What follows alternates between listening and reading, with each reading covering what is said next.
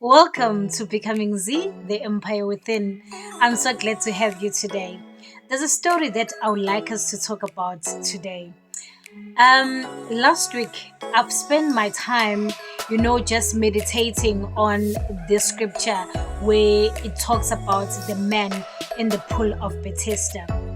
And it was just troubling me and thinking about the man that he stayed there for 38 years, not 38 days, 38 years.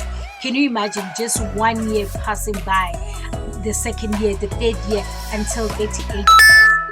And to my surprise, the Holy Spirit is so beautiful.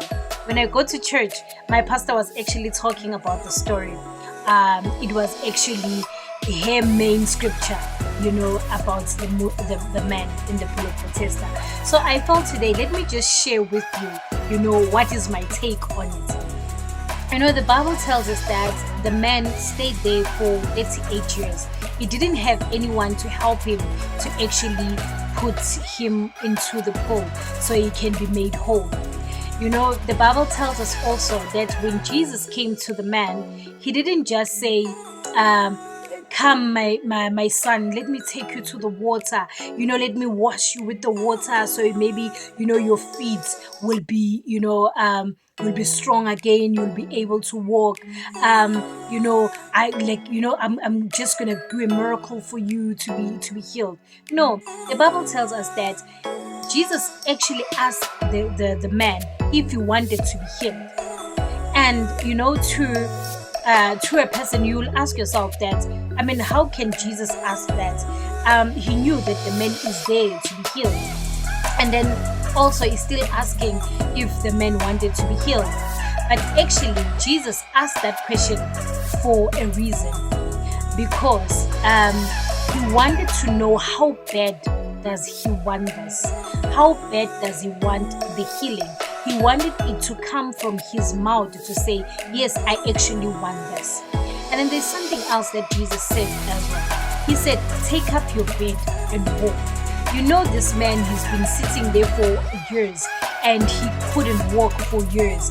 And then you're telling him still to even carry the bag, So I was actually meditating about what was actually happening here. So what came into my mind is that, the man stayed there for 38 years and there was no one to help him. And he kept on sitting there hoping that somebody was going to come and help him to put him into the pool. But no one actually came. First of all, I want to say that, sometimes you will stay in your situation for a longest time thinking that somebody was going to come and help you. But you find that only your answer is on Jesus. He's the only one who can actually help you with your situation. And then also, there's something that Jesus did. He said he must take up his bed and walk. So there was an action that he was supposed to do on his side as well. Hence the Bible says, faith without works is dead. Sometimes you will want to change your situation, but you don't want to do something about your change. You don't want to do something to contribute in you changing. You say, I wish somebody can come and help me, or if I can win that lotto. No, the answer lies within you. What are you willing to do in order for you to become the person that you need to become? What are you willing to do in order for you to become that person? Are you motivated to say, what, I want to see a shift in my life. I want to see the change in my life. There was a guy, a friend of mine that I once talked to. He's a Muslim, and he told me, and he said, my father used to tell me that, if you are looking for a job, you're not finding a job. And then you just sleep and say, I'm looking for a job, I'm looking for a job.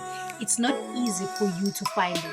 And he said, in order for you to put faith into action, you need to wake up every day when everyone is waking up, going to work, knowing that you don't even have a job. If it means you wake up, you bath, you dress up nice, you walk, and then maybe just stay in the park or something, that shows faith that I am actually waking up because I'm believing that God is going to do something in my life. You don't just sleep and say, oh, there is no joy. That is saying there is something that you also need to do on your side in order for you to become the person that you are believing God to become. With my life as well, there were so many things that I needed to change. I saw myself gaining weight. I was eating too much. I was stressed with so many things. But with me, I needed to shift the way I am thinking about myself. I needed to shift from the situation that I was in. The bed that I was supposed to take, as the man in the pool of Bethesda, Jesus said he must take up his bed. What that bed was actually symbolizing, it was symbolizing his past, everything that he has went through, everything that he has suffered. It was representing that Jesus was saying, don't leave it at on the ground where you are sitting. Take it with you, because it's going to help you with your future. Whatever that has happened in that 38 years, it's not a waste. God can still use that.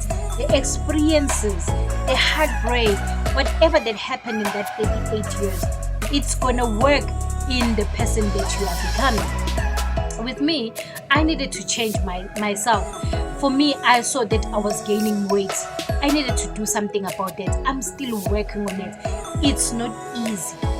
One of the things that I can tell you is that when you want to become, it's not easy. But because you know what you want to do with yourself, you do it anyway. You wake up in the morning. Sometimes you don't feel like walking. You walk because you know what you want to achieve. You don't feel like drinking water, but you drink it because you know it's going to be good for your health. You don't feel like doing a face routine before you sleep. You are tired, but you do it because you know that if I don't do it, the pimples will come back, in my face. Sometimes you have to do something that is hard in order for you to achieve what you want to achieve. You need to be tired of the situation that you are in enough that you are willing to take up that bed and walk and go and tell people that Jesus has changed my life. I am not here to actually preach, but I am here to tell you that the journey of becoming, it requires you to actually take an action to do something about that change. You cannot just say, I want to change, but you are not willing to do anything about your life. In order for you to change, you need to do something about your life. So I would like to hear from you. What is the situation that you need to change from? And also, what is that bed that you need to carry with you? What happened in your life in the past that hurt you? What happened in your life that made you a failure? What happened in your life that discouraged you, that you need to use that in order for you to change your situation? Which situation are you in now that you are willing to actually change your life?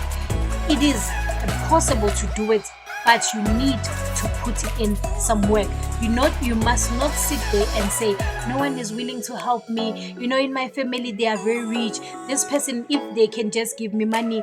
No, it's their money. They worked for it. Even if they didn't work for it, you need to do something for yourself. The power is inside you. When God created you, He created you with that power. You need to learn how to actually pull that person out and become the person that you're supposed to be. Encourage yourself. Do something to change. Even if it's something small, start by talking positive, about your situation. Start, being grateful of the small things that you achieve.